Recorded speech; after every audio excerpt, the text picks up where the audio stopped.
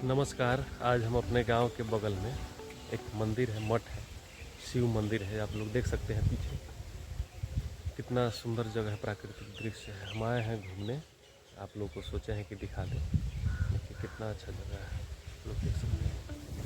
इसमें देख सकते हैं पूरा देखिए मंदिर है, शिव मंदिर है, ये मठ है। इसमें पुजारी रहते हैं, पूजा करते हैं। देखिए कितना अच्छा मौसम है, देखिए कितना बढ़िया प्राकृतिक दृश्य है।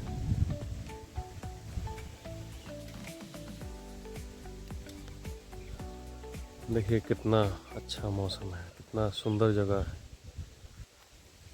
कितना बढ़िया प्राकृतिक दृश्य देख सकते हैं।